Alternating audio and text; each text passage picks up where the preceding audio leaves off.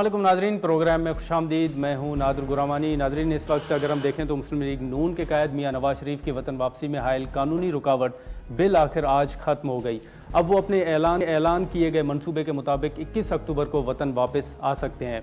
उन्हें 24 अक्टूबर तक गिरफ्तार नहीं किया जाएगा। इस्लामाबाद हाई कोर्ट ने साबिक वज़ीर आज़म नवाज शरीफ को अल-अज़ीज़िया और एवन फील्ड रेफरेंस में 24 अक्टूबर तक गिरफ्तार ना करने का हुक्म दिया है, जबकि एहतसाब अदालत ने भी तोशाखाना केस में साबिक वज़ीर आज़म के वारंट गिरफ्तारी मुअत्तल कर दी है। एहतसाब अदालत के जज मोहम्मद बशीर की अदालत में नवाज शरीफ की वारंट मुअत्तली की जो दरख्वास्त पर समाअत हुई, उसमें हमने देखा कि नवाज शरीफ के वकील काजी मिसबाह और नैब प्रोसिक्यूटर्स ने अदालत में जो है वो पेश हुए और वकील सफाई काजी मिसबाह ने मौक़िफ़ अपनाया कि नवाज शरीफ को तोशाखाना केस में इश्तिहारी करार दिया गया था। नवाज शरीफ अदालत के सामने पेश होना चाहते हैं, 21 अक्टूबर को पाकिस्तान आ रहे हैं, उनके वारंट गिरफ्तारी मुअत्तल कर दें। जज मोहम्मद बशीर ने कहा कि नवाज शरीफ के खिलाफ तोशाखाना केस में नैब कोर्ट 3 का मामला है। वकील सफाई काजी मिसबाह ने कहा कि 24 अक्टूबर को आपकी अदालत में समाअत मुकर्रर है, नवाज शरीफ अदालत में पेश होना चाहते हैं।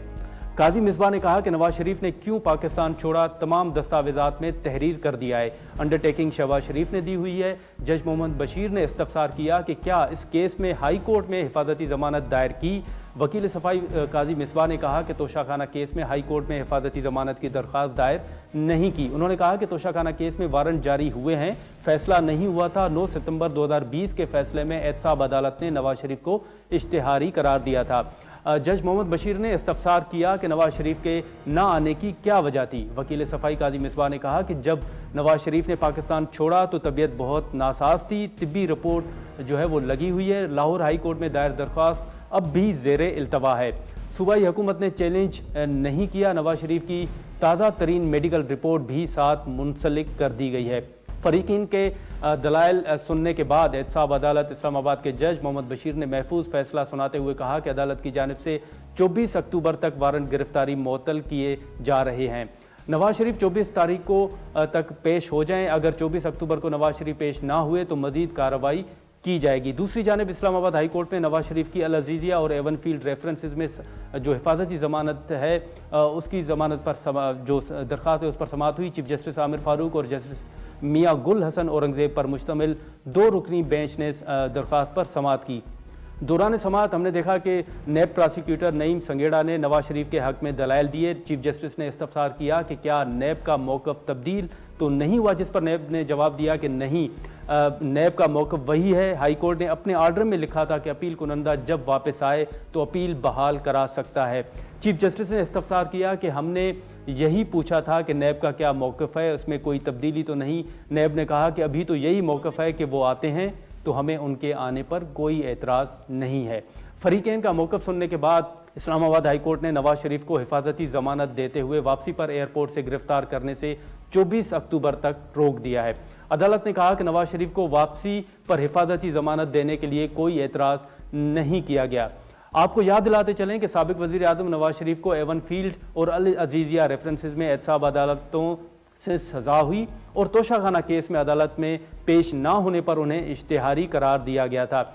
नवाज शरीफ को 2019 में तिबी बुनियादों पर इलाज के लिए अदालत ने तमाम मुकदमात में ज़मानत पर बरतानिया जाने की इजाज़त दी थी। नवाज शरीफ को 2018 में अल-अज़ीज़िया मिल्स और एवन फील्ड करप्शन में केसेस में 7 बरस की जो सज़ा है वो सुनाई गई थी। ये तमाम मामलात हैं, इन मामलात पर हम बात करेंगे। हमारे साथ मौजूद हैं सीनियर कानूनदार और तहरीक इंसाफ के तर्जमान बैरिस्टर गौहर साहब और हसन रज़ा पाशा साहब जो chairman executive Pakistan bar council हैं, उनसे हम बात करेंगे। पाशा साहब, इस वक्त अगर आप देखें तो अब ये भी एक सवाल उठाया जा रहा है, जैसे हमने गौहर साहब के सामने सवाल रखा कि मियाँ साहब को एक रिलीफ तो मिला है, लेकिन मुखालफिन इस पर कई सवालात उठा रहे हैं। बतौर सीनियर कानूनदान आप क्या देख रहे हैं इस सारे मामले को? देखिए, मैं तो ये समझता हूँ कि पाकिस्तान के अंदर 2 कानून चल रहे हैं, एक एलीट क्लास के लिए और एक आम आदमी के लिए। एलीट क्लास के लिए इस तरह का रिलीफ मिलता है जिस तरह के मियाँ साहब को मिला है। हम समझते हैं कि ये फर्स्ट इम्प्रेशन का केस है और इसमें ये था कि इनको यदि किसी कॉन्विक्ट को इस तरीके से बाहर भेजा गया और फिर कॉन्विक्ट को इसी तरीके से वापस लाया गया और प्रोटेक्टिव बेल दे दी गई। ये इससे पहले किसी कन्विक्ट को प्रोटेक्टिव बेल नहीं दी गई।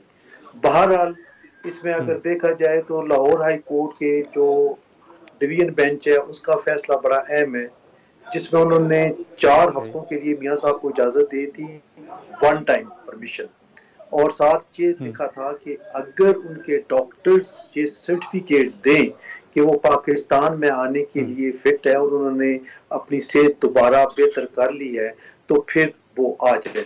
तो इस चीज का वो बेनिफिट उठा के, क्योंकि उन्होंने 6 अक्टूबर को वहां पे एक पिटीशन फाइल कर दी थी जिसमें उन्होंने ये सर्टिफिकेट दे दिया था कि वो डॉक्टर्स ने उनको कह दिया है कि वो बेहतर हैं, तो लिहाजा वो आ गए। तो मैं समझता हूँ कि ये एक ऐसा रिलीफ है जिसकी नज़ीर जो है इससे पहले नहीं थी। और आगे भी मैं बताऊं कि ये इस केस का हाल ऐसे ही होना है इस नज़ीर का, जिस तरह इनको पहले 8 साल के बाद अपील की सुनवाई हुई और वो बरी हो गए थे टाइम बाद अपील करने के बावजूद, और जिस तरह शेख जुल्फ़िकार अली भुट्टो को 109 पीपीसी के तहत सेंटेंस हुई, ना वो नज़ीर अब कभी इस्तेमाल हो सकती है, ना कभी अदालतों ने उस पर रिलाई किया है, ना किसी वकील ने रिलाई किया है। तो ये भी उसका एक हिस्सा होगा। बहरहाल आम लोग इस चीज पे आस लगाए बैठे हैं कि कल हमारा कोई अजीज जो बाहर है और जो अंडर ट्रायल प्रिजनर भी है उसको ये रिलीफ मिल पाएगा। कि ये बेसिकली एक ऐसी डील का नतीजा है उसको ये बेल मिलना, और बेल मिलने का यकीन था कि आज इनको ये बेल मिल जाएगी। और इसकी एक रीजन यही है कि अगर उनको यकीन ना होता तो कोई भी और बंदा होता वो एटलीस्ट 2 हफ्ते पहले हाई कोर्ट में फाइल करता और ये सोचता कि अगर हाई कोर्ट मुझे रिलीफ ना दे, पहले केस लगने में 1-2 दिन लगेंगे, फिर अगर हाई कोर्ट रिलीफ ना दे तो हमारे पास एक क्वेश्चन होना चाहिए ताकि हम सुप्रीम कोर्ट जा सके। ये डेम श्योर थे कि आज इनको रिलीफ मिलेगा। और आज इस्लामाबाद हाई कोर्ट में आखिरी वर्किंग डे था क्योंकि जुमे वाले दिन डीपी नहीं बैठा करती, तो आज ही डीपी से उन्होंने रिलीफ लिया। कल उनका केस लगा भी, उस पर ऑब्जेक्शन भी नहीं, फौरन टेकअप हो गया और वकील के आने से पहले नेब का नुमाइंदा वहां मौजूद था। आज भी टाइम से डीपी बैठी, नेब का नुमाइंदा मौजूद है और वो ये कह रहा है कि मुझे इस पे इतराज नहीं। मैं आपको इसके एक अर्ज करूं कि अगर नेब ने कहा कि मुझे इस पे इतराज नहीं है तो कोर्ट को पहले कहना चाहिए था कि अगर आपको इतराज नहीं है तो ये हमें किस चीज का रिलीफ मांग रहा है, फिर आप ना अरेस्ट करो, इसमें हमारा क्या लेना देना है। ये बेसिकली मियां साहब तो कन्विक्ट हो चुके हैं, वो जेल जा चुके थे, जेल से वापस जब आए वो हाई कोर्ट उधर लंदन चले गए, हाई कोर्ट ने उनको रिलीफ नहीं दिया था एक्सेप्ट ये कि वो इलाज के लिए जा रहे थे। अब इलाज की खातिर जब गए वापस वो आए नहीं तो वो एब्सकॉन्डर रहे और अपीलें उनकी डिसमिस हो गई। ऐसे सर्कमस्टांसेस में तो जब वो मुल्क में वापस आएंगे तो सीधा जेल जाएंगे। प्रोटेक्टिव बेल या एडेंटम बेल या इसको जो ट्रांजिट बेल है ये उन लोगों को मिलता है, ये उन लोगों को मिलता है जो अदालत के सामने आते हैं कि मैं अदालत के सामने सरेंडर करना चाहता हूं, मुझे अरेस्ट से गिरफ्तारी से इनको रोक लें ताकि मैं अदालत में जाऊं अपना दिफा कर सकूं। मियां साहब का तो अदालत के साथ मजीद कोई सरोकार रहा नहीं है। वो कन्विक्शन के बाद आपका स्टेटस चेंज हो जाता है, कन्विक्ट का स्टेट और स्टेटस और एक अक्यूज का स्टेटस डिफरेंट है। मैं समझता हूं ये बड़ा अनप्रेसिडेंटेड है और प्रेसिडेंटेड रिलीफ है जो आज उसको मिला है। तो पाशा साहब, इस वक्त अगर हम देखें तो हाई कोर्ट का जो फैसला है उस फैसले के बाद आप समझते हैं कि मियां साहब के लिए आगे कोई मुश्किलात नहीं होंगी, या आप समझते हैं कि नहीं, आर्जी हल है और आने वाले दिनों में शायद मियां साहब के लिए कानूनी तौर पर मुश्किलात पैदा हो सकती हैं? कि एक प्रॉब्लम तो बहरहाल मौजूद है ना कि 2 अपीलें हैं, इनमें से एक में इनकी सजा सस्पेंड हो चुकी है, दूसरी में सजा सस्पेंड नहीं हुई और उसमें उनको सजा सस्पेंड करानी पड़ेगी बाहर आने के लिए, और वो तभी आ सकते हैं जब वो अरेस्ट होंगे, क्योंकि 426 सीआरपीसी की पिटीशन उसी वक्त लाई करेगी जब वो बिहाइंड द बार होंगे। तो ये चीज तो है। अब देखें इसमें क्या करिश्मा आता है और क्या मिरेकल हो जाता है, इसके बारे में हम कुछ नहीं कह सकते, क्योंकि ये धरती जो है ये मौजूदात से भरी हुई है और यहाँ पे आए रोज मौजूदात रूनुमा होते हैं। हमने ये भी देखा कि जिस तरह पीटीआई के चेयरमैन को फिजिकल रिमांड के दौरान सुप्रीम कोर्ट ने तलब करके उनको फारग कर दिया, तो ये भी एक यूनिक किस्म का फैसला था और ये भी यूनिक किस्म का फैसला है। मैं समझता हूँ कि दोनों एलीट क्लास से ताल्लुक रखते हैं और ये आम आदमी के लिए बहरहाल नाकाबिले फहम बात है। तो गौर साहब इस वक्त अगर आप देखें, अगर आपने इजाजत है। जी गौर साहब देखिए नादिर साहब, इस पे मैं सिर्फ ये कमेंट जरूर करूंगा कि देखो इस केस में उसके लिए मुश्किल आ भी सकती है और मुश्किल है भी अहेड ऑफ इट, और उसकी सबसे बड़ी वजह यह है कि अगर कानून के मुताबिक चले तो मुश्किल जरूर है इसको, और इनको भी अच्छी तरह से पता है कि ये बड़ा टफ केस है। मियां साहब अपने आप को सपोर्ट नहीं कर सकते। वो जो एलिगेशंस लगे थे, जो साबित हुए थे, जिसके गवाह आए थे और दोनों केसेस में सजाएं हुई थी, इसी से बचने के लिए इन्होंने कोशिश ये की थी कि ये प्रैक्टिस एंड प्रोसीजर वाला लॉ लेके आए थे और इसमें ये अपील अपने आप को प्रोवाइड करवा रहे थे, और वो स्पेसिफिकली मियां साहब ही के लिए लेके आ रहे थे कि उनको रिट्रोस्पेक्टिव इफेक्ट मिला। अगर ये नहीं चाहते थे कि इनके केस में कोई ऐसा लिखूना है तो इनके लिए कोई जरूरी नहीं था कि आर्टिकल 184 को इतना अरसा के बाद ये एक राइट प्रोवाइड करे और प्रोटेक्शन जो है रिट्रोस्पेक्टिवली अप्लाई करवा ले, बिकॉज इनकी कोशिश यही थी कि शायद सुप्रीम कोर्ट में दोबारा अपील फाइल करके तो उसको किसी तरीके से सस्पेंड करा के ऑब्जर्वेशन ले लें, वरना इनकी सिचुएशन बहुत टफ है। तो इनके अहेड ऑफ टाइम इनके केसेस जो है अगर कानून के मुताबिक चलेंगे तो इनको सियासी के अलावा इनको कानूनी जो है मुश्किलात जरूर का सामना करना पड़ेगा। लेकिन गौर साहब इसी के साथ साथ अगर आप देखें तो जो बिलावल साहब का बयान है, उन्होंने नाम तो नहीं लिया मियां साहब का, लेकिन उन्होंने कहा है कि एक शख्स के लिए इंतखाबात को रोका गया, जो कल उन्होंने खिताब किया है। आप देख रहे हैं कि अब जो इत्तेहादी जमात थी मुस्लिम लीग नून की, पीडीएम की, अब वो भी आहिस्ता आहिस्ता बोलना शुरू हो गए। तो आप देख रहे हैं कि इस वक्त पीडीएम और जो पीडीएम से बाहर जमातें थीं उनके दरमियान कोई दूरियां पैदा हो रही हैं? नहीं, वो दूरियां तो पैदा हो रही होंगी, पर मैं इस बात से इत्तेफाक करता हूँ कि यस, एक बंदे के लिए ताजपोशी की जा रही है, रेड कार्पेट बिछाया जा रहा है, उसको लेके आया जा रहा है। आज की रिलीफ को देखो ना, ये तो नवाज शरीफ ने कहा कि मुझे 24 तारीख तक देखो। ये तो बेहतर है उसने ये नहीं कहा कि मुझे 1 जनवरी 2024 तक की डेट दे दे। हमारे वाले लोग बाद की डेथ हो गई है, उसका वालिद उसके जनाजे पे आ गया और सीधा जनाजे से जेल चला गया। शहरियार अफरीदी साहब और बाकी जो हमारे वर्कर और लीडर सपोर्टर्स हैं, उनकी वालदेन की डेथ हो गई, उनके घरों में खुदकियां हुई, उनको जनाजे आने तक की इजाजत नहीं दी गई। और मियां साहब को कितनी खुशअस्लूबी के साथ वो कहते हैं कि 4/24 तक अरेस्ट न करो। ये मियां साहब ने 24 तारीख तक मांगा था। तो ये तो जरूर है, एक बंदे को लाया जा रहा है, उसके लिए कोशिश की जा रही है, तो ये तो दूरियां जरूर पैदा होगी। वो उसके लिए भी पार्टी, बाकी पार्टी के लिए पैदा होगी। पीपल्स पार्टी भी जरूर कंसर्न होगी कि एक बंदे को लाया जा रहा है और ये तो एक और तरह पे हम चल पड़े। अगर हमने फ्यूचर की तरफ जाना था तो और माजी को हमने भूल जाना था, तो हमने लेवल प्लेइंग फील्ड प्रोवाइड करनी थी। ऐसा तो नहीं कि आप एक पार्टी को फैसिलिटीज दे दे और बाकी को आप किसी तरीके से उसको बैकफोर्थ रखे। सबको इक्वल अपॉर्चुनिटी मिलनी है, तो वो कानूनी तौर पर भी मिलनी है, फैसिलिटीज वाइज भी मिलनी है। और इलेक्शन कमीशन ने अगर ये प्रोवाइड करना है तो इलेक्शन कमीशन ने प्रोवाइड करने। मौजूदा तो ऐसे ही लग रहा है कि एक पार्टी को आप दे रहे हैं प्लेइंग फील्ड, इससे बहुत बड़ा असर पड़ता है। लेकिन पाशा साहब, आपने बिल्कुल सही जिक्र किया कि माजी में भी ऐसी मिसालें आपने जो चेयरमैन पीटीआई की मिसाल दी, लेकिन अब जो मुस्लिम लीग नून पर तनकीद हो रही है तो मुस्लिम लीग नून की जानिब से भी तो ये मौक़िफ़ आ रहा है कि माजी में जो दीगर जमातें हैं उनको भी अदालतों से रिलीफ मिलता रहा है, जिसका आपने भी जिक्र किया। तो आप समझते हैं कि ये रिलीफ इस वक्त मुस्लिम लीग नून को तो नहीं, लेकिन अगर हम माजी में देखें तो क्या वाकई दीगर जमातों को भी इस तरह का और इतना बड़ा रिलीफ जो है वो मिलता रहा है? जी बिल्कुल। आप देखें कि चेयरमैन पीटीआई जो जमान पार्क में रहते थे, उनका लाहौर हाई कोर्ट से फासला अगर गाड़ी पे आए तो 5 या 6 मिनट का है, लेकिन 6-7 घंटे लगाए और हाई कोर्ट के जज साहब उनका इंतजार कर रहे, रात को 8 बजे पेश हुए। तो क्या आम आदमी के लिए कोर्ट का क्या कोई सिविल जज वो भी इस तरह इंतजार करता है? ऐसे नहीं होता। ये चीजें सारी देखनी पड़ती हैं कि क्या हालात किस तरफ जा रहे हैं। जब इनको रिलीफ मिल रहे हैं सारा ठीक है, अब इनको मिल रहे हैं, मैं ये नहीं कहता कि ये उनको नहीं मिले, इनको मिलने चाहिए या इनको मिलने चाहिए या उनको नहीं, लेकिन इतना कहता हूँ कि डिस्क्रिमिनेशन नहीं होनी चाहिए।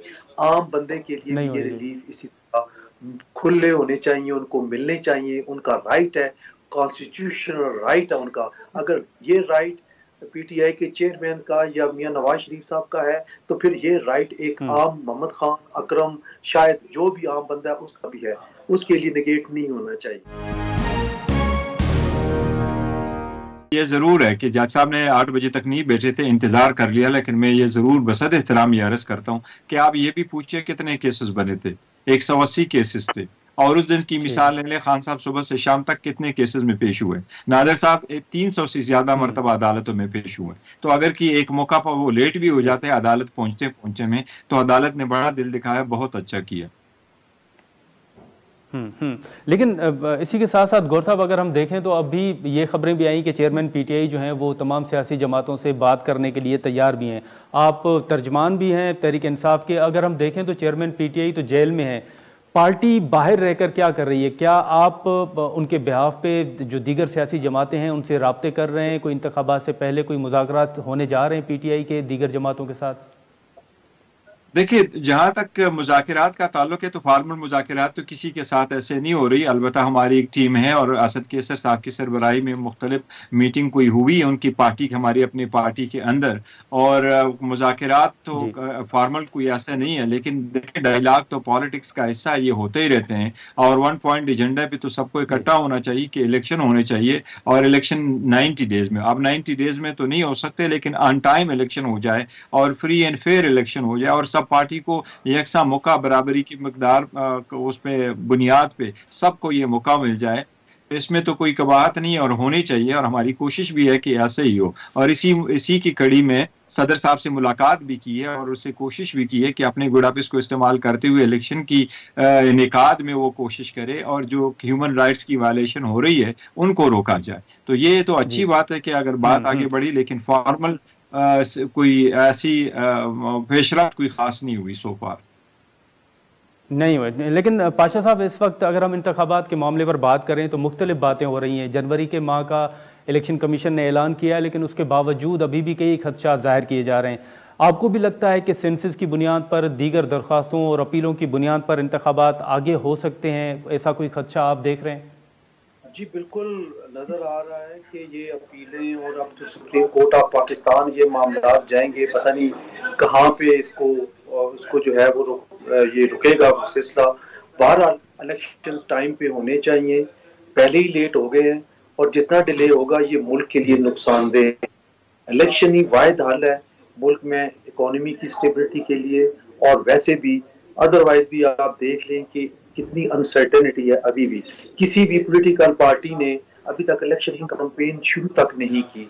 इवन ये जो मेरे दोस्त हैं ये भी बैठे हैं, इनकी पार्टी ने भी अभी इलेक्शन कैंपेन शुरू नहीं की। इसीलिए नहीं की कि नजर नहीं आ रहा सामने, इलेक्शन कमीशन बिल्कुल खामोश है। इनके अपने प्रेसिडेंट ने आर्टिकल 48 सब क्लास 5 के तहत इलेक्शन की डेट अनाउंस करनी थी, और उन्होंने जिस दिन उन्होंने ओथ लिया कैबिनेट का, उससे अगले दिन उनको इलेक्शन डेट अनाउंस कर देनी चाहिए थी। लेकिन इन्होंने अपने सदर से नहीं पूछा कि आपने डेट क्यों नहीं अनाउंस की। इन्होंने अपने सदर पे कोई दबाव नहीं डाला। मैं डे 1 से कह रहा हूं कि पीटीआई भी मुझे इलेक्शन में इंटरेस्टेड नहीं नजर आ रही। अगर ये इंटरेस्टेड होती तो अपने सदर का घेराव करते, उसको कहते कि आप इलेक्शन की डेट अनाउंस करें। आइन कह रहा है कि प्रेसिडेंट ऑफ पाकिस्तान ने अनाउंस करना है। ये क्यों इलेक्शन कमीशन के पीछे ये छुप रहे हैं? इलेक्शन कमीशन से क्यों मुतालबा कर रहे हैं? मेरा कहने का मकसद ये है कि पॉलिटिकल पार्टीज, हम तो अपना प्लेटफॉर्म सबको मुहैया करने के लिए तैयार है कि आए, ग्रैंड डायलॉग करें, 1 पॉइंट एजेंडा हो कि इलेक्शन कैसे होना चाहिए, कब होना चाहिए, बैठे। मैं अगले हफ्ते इनको इकट्ठा करने के लिए तैयार हूँ। लेकिन प्रॉब्लम यहाँ पे आ रही है कि पहले भी हमने ये ऑफर की थी, चेयरमैन पीटीआई इनके साथ किसी और पार्टी के साथ हाथ मिलाने के लिए तैयार नहीं थे, चोर चोर और डाकू कह रहे थे। दूसरे जो है जब वो राजी हुए, अब दूसरे जो है वो अकड़ के बैठ गए। तो मैं नहीं समझता कि कोई भी पॉलिटिकल पार्टी जो है वो इतना सीरियस हो के इलेक्शन के मामले में जो अपनी इन आउटपुट दे रही है। ठीक है सर। तो गौर साहब, आप वाकई समझते हैं कि जो सदर साहब को किरदार अदा करना चाहिए था वो नहीं करवाना? जी नादिर, इलेक्शन का होल्ड करवाना ये आईनी जिम्मेदारी है इलेक्शन कमीशन का। सदर का मैक्सिमम इख्तियार यही है कि वो एक डेट दे दे। लेकिन आज की जो डेवलपमेंट हुई है शायद उससे हालात अब बदल जाएंगे। कल तक मेरा भी यही ख्याल था कि इलेक्शन डिले हो जाएंगे और शायद कुछ ज्यादा अरसा के लिए डिले हो जाएंगे। लेकिन आज जो सबसे अच्छी डेवलपमेंट हुई है वो चीफ जस्टिस साहब की सुप्रीम कोर्ट में रिमार्क से, उन्होंने केस जो एडजर्न करने थे वो लंबी डेटों के लिए कर लिए, और आप चीफ जस्टिस साहब ने कैटेगोरिकली होल्ड कर दिया कि नेक्स्ट वीक या उससे अगले वाले वीक में चीफ जस्टिस साहब लगा रहे हैं, इलेक्शन के केसेस लगा रहे हैं सुप्रीम कोर्ट के, और उसके लिए बेंच बना रहे हैं। तो सुप्रीम कोर्ट जिस दिन इस केस को लगाएगा तो ऑब्वियसली जजेस डिसाइड कर लेंगे, और सुप्रीम कोर्ट, मुझे कभी यकीन है, वो यही होल्ड करेंगे जज साहिबान कि नहीं, 90 डेज में इलेक्शन कराना आइन का तकाजा है, और वो इंश्योर करेंगे कि मुल्क जो है आइन और कानून के मुताबिक चले, और वो यही होगा कि फ्री एंड फेयर इलेक्शन हो। तो सुप्रीम कोर्ट की आज की जो रिमार्क्स आई है चीफ जस्टिस साहब की, ये एक अच्छी it's a good morning for this. ठीक है गौर साहब, यहाँ पर हम एक शॉर्ट ब्रेक लेते हैं नाज़रीन, और ब्रेक के बाद फिर हम जो दीगर हैं उन पर मजीद बातचीत करते हैं। प्रोग्राम में दोबारा खुशामदीद नाज़रीन। इस वक्त अगर हम मुल्क की मईशत के हवाले से बात करें तो मुल्क को डिफ़ॉल्ट से बचाने के लिए हुकूमत को IMF बेल आउट पैकेज की कड़वी गोली हज़म करनी पड़ी, जिसके साथ ही अवाम पर टैक्सों का पहाड़ जैसा बोझ भी गिरा दिया गया।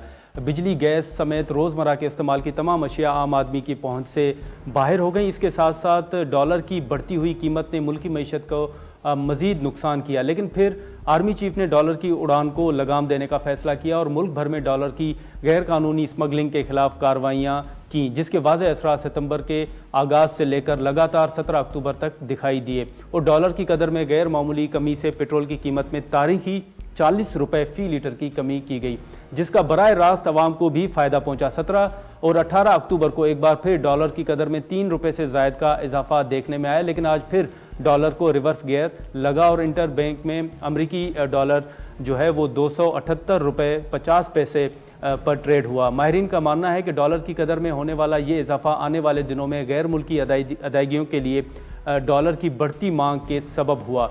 मुल्की मईशत में बेहतरी के असरात पाकिस्तान स्टॉक एक्सचेंज में भी दिखाई दे रहे हैं।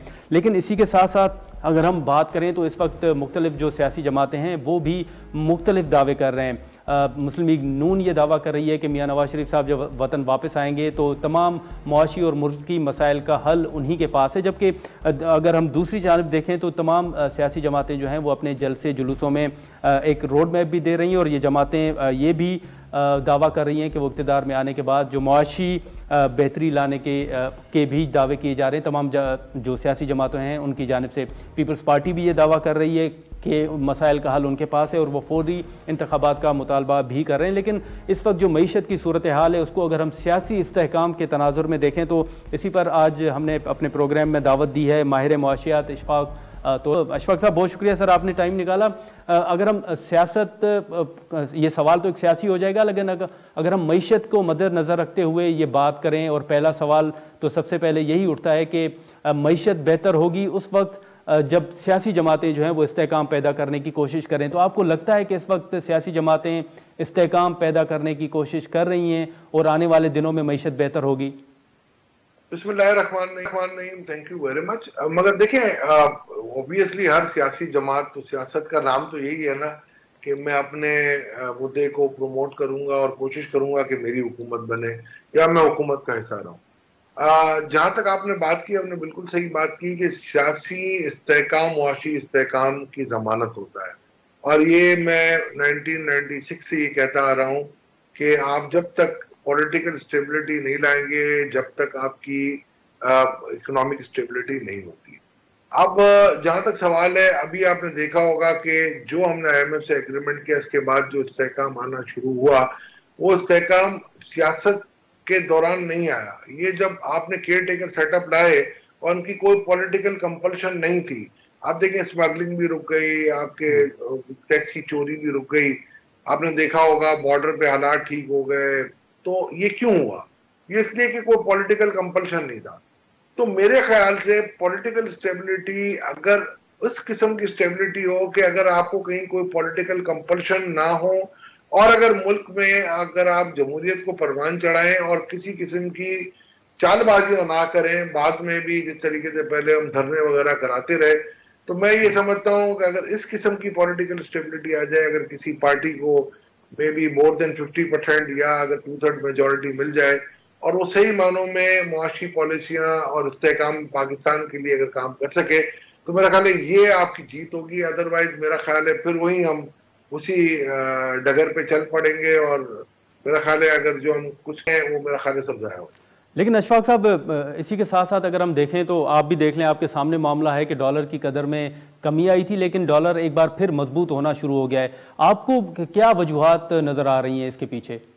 देखिए, ये तो टेक्निकल करेक्शन होता है और डिमांड सप्लाई मैकेनिज्म होता है, बट जो मेरा अंदाजा है, जो रियल इफेक्टिव एक्सचेंज रेट की कैलकुलेशन के हिसाब से अगर आज मैं कुछ प्रोजेक्शंस करूं बैलेंस ऑफ पेमेंट की या करंट अकाउंट डेफिसिट की, तो मैं ये समझता हूं आज मेरे वैल्यूज जो होनी चाहिए 260 के करीब, 256 से 265 के रेंज में आनी चाहिए।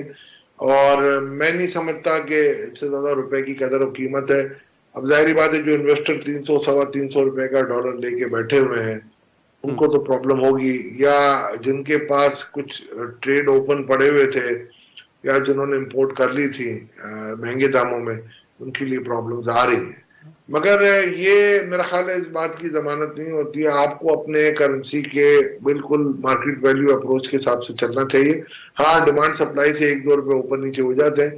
मेरा ख्याल है आज फिर रिवर्सल आया है 1-1.25 रुपए का, तो ये तो चलता रहेगा, इसमें मेरा खाने की जरूरत। अशफाक साहब, ये सवाल तो सियासी हो जाएगा, लेकिन इस वक्त जो सूरत हाल है, मियाँ साहब वापस आ रहे हैं, फिर बिलावल साहब का बयान भी अगर आपकी नज़र से गुजरा हो, तो आपके आने वाले दिनों में आपको कोई सियासी इस्तेकाम नजर आ रहा है आपको? सर, मेरी दुआ हो सकती है कि सियासी इस्तेकाम रहे, मगर हमारे यहाँ एक बड़ा मसला ये भी है कि सियासी इस्तेकाम होने के बावजूद आप गैर मुस्तहकम कर देते हैं। 2013 आपके सामने की मिसाल है।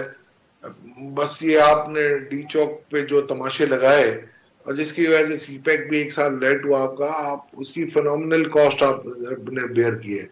आप पीडब्ल्यूसी की रिपोर्ट पढ़ लें जिसमें उन्होंने आपको ये क्लियर लिखा था कि 2030 में पाकिस्तान G20 का मेंबर होगा और आपकी मईशत कनाडा और इटली को बाईपास कर देगी नंबर्स में, आपका परचेजिंग पावर बढ़ जाएगा। तो ये हमने खुद अपने हाथ से खोया ना, बट जिस तरीके से हमने सीपैक को खत्म कर दिया, बिल्कुल जमीन बोझ कर दिया, आपने उसको चलने नहीं दिया।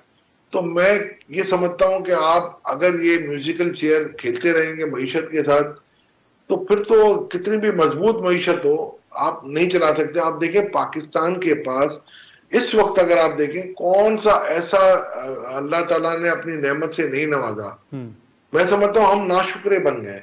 हमारे पास हर किस्म के वसाइल मौजूद हैं, हमें हर किस्म की मादनियात दी गई हैं, हमें पोर्ट दिए गए हैं, हर किस्म के वेदर दिए गए हैं, एग्रीकल्चर बेस्ट है हमारे पास।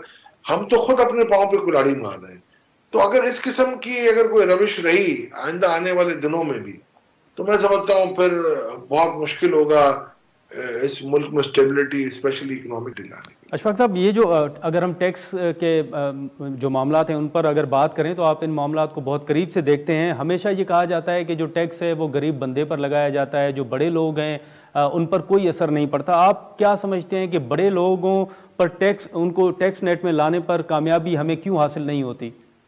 देखिए, मैंने खुद ऑथर की है रिपोर्ट और मैंने ये रिपोर्ट अप्रैल के 17 या 18 तारीख को honourable finance minister Mohammad Ishaq Dar साहब को दी थी। ये रिपोर्ट थी reform and resource mobilisation commission का, जिसका मैं चेयरमैन भी था और मिनिस्टर ऑफ स्टेट भी था। मैंने ये रिपोर्ट कंपाइल करके कॉन्फिडेंशियली दी थी और जिसपे बड़ी बहस भी चली और अब तो ये मीडिया में ये आ गई है। इसमें इस कमीशन ने डायरेक्ट टैक्स में इनडायरेक्ट टैक्स की बात नहीं कर रहा, हमने ये प्रोपोज किया था कि 2.5 खरब के नए टैक्सेस, डायरेक्ट टैक्सेस, उन शोबों को जो कि इक्विटी की बेस पे मसावनत की बुनियाद पे टैक्स नहीं दे रहे, हमने कहा उनसे आप टैक्स वसूल करें। मगर यहाँ स्टेक होल्डर जितने, जैसे आपने भी कहा, वो किसी सूरत अपने जेब से टैक्स देना नहीं चाह रहे। वो रिपोर्ट अगर आप पढ़ेंगे उसमें हमने 21 ऐसे नए रिसोर्सेज बताए थे कि जी आप उन पे टैक्सेस देंगे, और इसके अलावा 14 हमने नए जरिए बताए थे ब्रॉडनिंग द टैक्स बेस के। 31 या 32 हमने ऐसे सिंप्लीफिकेशन प्रोसीजर बताए थे कि टैक्स पेयर्स की फैसिलिटेशन होगी, और 8 से 9 या बल्कि मेरा ख्याल 16 ऐसे स्टेप्स थे जिसमें हमने एफबीआर की अथॉरिटी को रेस्टलाइज करने की बात की थी। तो 21 ऐसे मेजर थे जो 2.5 खरब रुपए के नए टैक्सेस, डायरेक्ट टैक्सेस वो चाह रहे थे। अगर आप डायरेक्ट टैक्सेस ज्यादा जमा करेंगे तो आप गरीबों को रिलीफ दे सकते हो। और डायरेक्ट टैक्सेस अगर आप फर्ज करें 2.5 खरब के नए जमा कर ले 1 साल के अंदर, तो आपका जो फिस्कल डेफिसिट है वो 1/3 से कम हो जाता है। तो मुझे ये बताएं आप, अगर हमने तो अपने जो हिस्से की चीज डाल दी थी, हाँ आज फिर दोबारा एक टास्क फोर्स बनी है, मुझे समझ नहीं पड़ा वो क्या करेगी, हर चीज मौजूद है, डॉक्यूमेंट पे मौजूद है, मेरा ख्याल है वक्त का जिया हो रहा है। मेरा तो ख्याल है आर्मी चीफ को मैं ये रिक्वेस्ट करूंगा, और जो लोग जो रेलिवेंट मैटर है, प्राइम मिनिस्टर साहब भी मैं समझता हूँ चले उनकी भी रेलिवेंस होगी, तो उनको मैं एक रिक्वेस्ट करूंगा कि आप उस रिपोर्ट को देखें, उसको आप मिनो ऑन सिर्फ उस पर अमलदारी करवा लें, आपकी कौम की किस्मत बदल जाएगी। मगर अगर आप इसमें नहीं समझेंगे, और ये भी अगर कोई पार्टी पॉलिटिक्स में ना बिल्कुल तजर्बेकार लोगों के बहकावे में आके अगर आपने इस किस्म की रिपोर्टों को भी अगर आपने इग्नोर किया, तो मैं समझता हूँ फिर टैक्स के निजाम में कभी आप ठीक नहीं करते। साहब, लेकिन इसी के साथ साथ अगर आप देखें तो इस वक्त निगरान हुकूमत जो है वो PIA की निजकारी की बात भी कर रही है। अगर पीपल्स पार्टी का मौक़िफ़ आपके सामने रखें तो पीपल्स पार्टी का PIA और स्टील मिल के हवाले से बड़ा वाज़ेह मौक़िफ़ रहा है। आप समझते हैं कि निजकारी के फैसले से कोई बेहतरी आएगी और निगरान हुकूमत को इस तरफ जाना चाहिए? इंडियन एयरलाइन जो हमने टाटा ने ली थी, उन्होंने $90 बिलियन के नए जहाज खरीदे हैं। They want to make India hub for east and west coast. तो आप मुझे एक बात बताएं, क्या आपकी एयरलाइन में कोई कमी है? आप तो मर गए, आपके पास प्लेन नहीं है, आप मर गए पॉलिटिकल भर्तियों में, तो क्या आप चाहते हैं कि एक एक करके इदारे हम बंद कर दें? स्टील मिल का तो मुझे याद, हमने ऑफर की थी पीपल्स पार्टी को कि सूबाई हुकूमत टेक ओवर कर ले, अगर आप समझते हैं आप चला सकते हैं, तो उन्होंने उसका कोई मुस्बत जवाब नहीं दिया था। तो मैं समझ रहा हूं कि देखें, बेटर सेंस प्रिवेल, अगर आप इस वक्त प्राइवेटाइज नहीं करेंगे तो मैं नहीं समझता हूं, ये सफेद हाथी हो गए। और आप सिर्फ एक मिसाल ले लें, आज छोटी सी जर्नी करते हैं कराची से इस्लामाबाद या कराची से लाहौर, तो आप PIA के एयरक्राफ्ट में देखेंगे वही जो छोटा जहाज 321 या 320 जो भी इनके पास होता है, उसके अंदर 7 का क्रू होता है जो सर्विसिंग पे होता है। आप प्राइवेट एयरलाइन में चले जाएं, आज तो 4 के क्रू पे ऑपरेट कर रहे हैं। तो मैं आपको सिर्फ बता रहा हूं, उनकी एफिशिएंसी देखें, हमारी एफिशिएंसी देखें, और बीच में आपके पास स्पेयर के पैसे नहीं थे, अब आपके पास फ्यूल के पैसे नहीं है, आप टैक्सेस पे नहीं कर रहे, तो आप किस नहज पे ले जाना चाह रहे हैं? आपके एक मौसूफ वजीर ने जिस तरीके से कारी जर्ब लगाई PIA के पायलटों को जाली कह के या पाकिस्तान के पायलटों को जाली कह के, वो आज इतना बड़ा आप हम पे दाग लगा के छोड़ के चले गए, उनकी क्या अकाउंटेबिलिटी की? वैसे तो हर किसी की आप अकाउंटेबिलिटी करने के लिए दौड़ते हैं, कोई क्लर्क बेचारा कुछ कर जाए तो उसको नैब के हवाले FII के हवाले हम कर देते, और इतना बड़ा बयान जिससे अरबों रुपए का हमें नुकसान हुआ है, वो शख्स आजादी से घूम रहा है। उनको तो पहले पकड़े आप, उनके जो जिम्मेदार लोग थे उनको पकड़े, ये जिम्मेदारियां थी। पहले PIA की जब प्राइवेटाइजेशन हो रही थी, मैं खुद बोर्ड मेंबर रहा, और हमने तो कंप्लीट ड्यू डिलिजेंस कर ली थी, और ये तो बिकने वाली थी। जब यहाँ पर एक हड़ताल हुई और उसमें 2 लोग शहीद हुए फायरिंग में, इसके बाद रातों रात we woke up on the wrong side of the bed और प्राइवेटाइजेशन खत्म हो गई। और उसके बाद से लेके आज तक आप देख लें, जो लॉस हुआ उसकी अकाउंटेबिलिटी किसकी होनी चाहिए? तो ये मैं समझता हूँ बेटर सेंस प्रिवेल। डिस्कोर्स को भी आप कुछ नहीं, मैनेजमेंट कॉन्ट्रैक्ट, ये मैं 2021 में या 2020 में बोर्ड की मीटिंग में कह चुका हूं कि आपकी ये प्राइवेटाइज नहीं होगी डिस्कोर्स, आप उनको मैनेजमेंट कॉन्ट्रैक्ट के थ्रू दे दें, और मैनेजमेंट कॉन्ट्रैक्ट में आप सेट बना दे। तो आप पाकिस्तान को क्यों उस नहज पे ले जाना चाह रहे हैं कि जहां लोगों को लगे कि सब कुछ होते हुए भी हमारे पास कुछ नहीं? जी नाज़रीन, यहाँ पर अशफाक तौला साहब की आपने मईशत के हवाले से बातचीत सुनी। हम यहाँ पर एक शॉर्ट ब्रेक लेंगे और ब्रेक के बाद जो इस वक्त वर्ल्ड कप का मामला है उसी पर हम अब्दुल गफ़ार से बात करेंगे। प्रोग्राम में खुशामदीद नाज़रीन। इस वक्त अगर हम स्पोर्ट्स की बात करें, वो जो वर्ल्ड कप होने जा रहा है उस हवाले से हम गफ़ार साहब को ज़हमत दी है, और जो मुख्तलिफ सवालात उठाए जा रहे हैं, आपने देखा होगा कि पाकिस्तान क्रिकेट टीम पे और ख़ास तौर पर मैनेजमेंट पर तनकीद भी की गई, कई सवालात भी उठाए जा रहे हैं। इसी पर अगर हम बात करें, गफ़ार साहब बहुत शुक्रिया। इस वक्त अगर आप देखें तो जो पॉइंट्स टेबल है वहाँ पर आप देखें तो पाकिस्तान जो है वो 4थे नंबर पर है, ऑस्ट्रेलिया की अगर बात करें तो वो 7वें पर। मुख्तलिफ तनकीद भी हो रही है, आपने भी देखा होगा, तो ये आने वाले दिनों में आप क्या देख रहे हैं? देखिए, पाकिस्तान ऑस्ट्रेलिया का मैच नादिर बहुत इंपॉर्टेंट है। जैसे आपने खुद मेंशन किया कि ऑस्ट्रेलिया भी वो ऑस्ट्रेलिया नहीं नज़र आ रही इस वर्ल्ड कप में, लेकिन उन्होंने गुज़िश्ता मैच श्रीलंका के खिलाफ बेहतर खेला। उसके अंदर उनके जो स्पिनर हैं एडम जंपा, उन्होंने बहुत अच्छा इम्पैक्ट क्रिएट किया। प्रॉब्लम ये है नादिर कि पाकिस्तान की जो ओवरऑल टीम है, हम डिपेंडेंट हैं कुछ इंडिविजुअल परफॉर्मेंसेस पर। टीम का कॉम्बिनेशन क्लिक नहीं कर पा रहा, हमारे स्पिनर्स नहीं चल पा रहे, हमारे फास्ट बॉलर्स जो है वो उस तरह की इम्पैक्टफुल परफॉर्मेंसेस नहीं कर रहे। हमारी टीम डिपेंड क्या करती है नादिर के शाहीन शाह अफरीदी अगर अपने पहले स्पेल में 2-3 आउट कर दें, या हम ये डिपेंड करते हैं कि हमें बाबर आजम हर मैच में सेंचुरी बनाकर दे दें। वर्ल्ड कप में आप ऐसे नहीं खेल सकते। ठीक है, एक प्लेयर की फॉर्म अच्छी लग जाती है, जैसे आप देखें रोहित शर्मा इस वक्त अपने कैरियर की बेहतरीन फॉर्म में, वो और बात है कि वो अपनी टीम की जीत में नुमाया किरदार अदा कर रहे हैं। लेकिन हम थोड़ा सा अगर आप अपनी टीम का एक बड़ा क्रिटिकल एनालिसिस करें, हालांकि इस वक्त हम चौथे नंबर पर हैं, कल का मैच अगर हम ऑस्ट्रेलिया से जीतते हैं तो हम टॉप 3 में भी आ सकते हैं और हमारा वर्ल्ड कप ट्रैक पर आएगा। लेकिन इसके लिए हमें थोड़ा दिल बड़ा करना पड़ेगा, हमारे प्लेयर्स को कुछ अटैकिंग क्रिकेट खेलना पड़ेगी, हमें कुछ कहते हैं सख्त फैसले करना पड़ेंगे। जैसा कि एक जो फेज़ है जिसके ऊपर मैं ज़रूर निशानदेही करना चाहूँगा कि अगर हमारे दोनों स्पिन ऑलराउंडर अच्छी परफॉर्मेंसेज नहीं दे रहे तो हमारे पास उसामा मीर जैसा एक मिस्ट्री स्पिनर मौजूद है जिसने ज़्यादा क्रिकेट नहीं खेली, बट क्या हमने उसको वर्ल्ड कप के बाद खिलाना है? दूसरा पाकिस्तान के लिए सेटबैक ये हो गया नादिर के फ़खर जमान जो हमारे वाहिद इम्पैक्ट और एक अटैकिंग ऑप्शन है, पहले वो आउट ऑफ फॉर्म हुए और अब खबर आई थी वो एक हफ्ते के लिए मजीद टूर्नामेंट से बाहर हो गए हैं। मुझे तो समझ नहीं आ रहा अगर वो एक हफ्ता बीमार थे, एक हफ्ता मजीद वो इंजर्ड हैं, तो हमारे पास वहाँ पे पड़े हुए हैं मोहम्मद हारिस रिजर्व के अंदर। उन्होंने आपको याद होगा वर्ल्ड T20 में जब रबादा के खिलाफ चौके छक्के लगाए थे तो पाकिस्तान का पूरा वर्ल्ड कप तब्दील कर दिया था और हम फिर फाइनल तक पहुंचे। आपको ना ऐसे यंगस्टर्स लाने पड़ेंगे टीम में और अपने 11 के अंदर जो दिल गुर्दे से खेलते हो। इस टीम के अंदर एक डर नजर आ रहा है, जैसे हार का डर है, जैसे हम बहुत सेफ साइड चल रहे हैं, इससे काम नहीं चलेगा आगे चल के। लेकिन गफार इसी के साथ साथ अगर हम देखें तो बैटिंग लाइन जिसका आपने भी जिक्र किया कि वो कमज़ोर भी नज़र आ रही है, बॉलर्स का भी आपने जिक्र किया, तो इसी दौरान अगर हमारे कुछ जो प्लेयर्स हैं अगर वो बीमार हैं या इंजर्ड भी हैं, जैसे फ़खर जमान का आपने भी जिक्र किया, तो ये कितना इम्पेक्ट पड़ सकता है आप समझते हैं?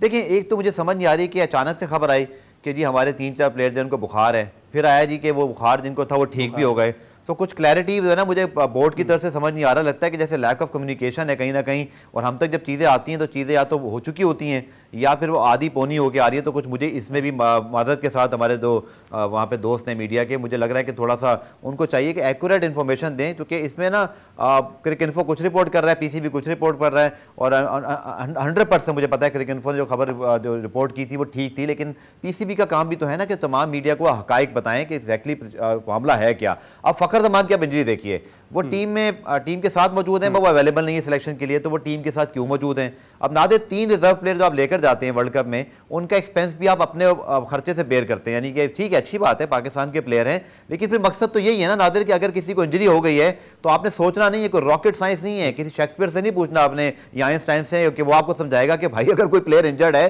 तो आप किसी और प्लेयर को लेकर आ जाएं। मतलब खाली प्लेयर आप किस तरह कैरी कर रहे हैं। तो इस बैटिंग के अंदर जो आई थिंक जो हमारे ओपनर थे ना नादिर, सबसे पहले अगर आप उनको देखें, look at the way Rohit Sharma is playing, Shubman Gill is playing, या आप कुशल मेंडिस की बैटिंग देखें, हमने छक्का ही कोई नहीं लगाया वर्ल्ड कप में सिवाय एक आध मैच के। पता कौन से जमाने के हम वनडे क्रिकेट खेल रहे हैं, लेकिन ये अच्छा है कि हमें चूंकि 2 आसान मैचेस मिल गए थे नादिर, ये भी आप जरूर याद रखिए कि हमें टॉप 4 में इसलिए कि हमें पहले नीदरलैंड और श्रीलंका जैसे आसान मैचेस मिल गए। अगर ये टफ टीमें होती तो शायद हमें मुश्किल हो जाती।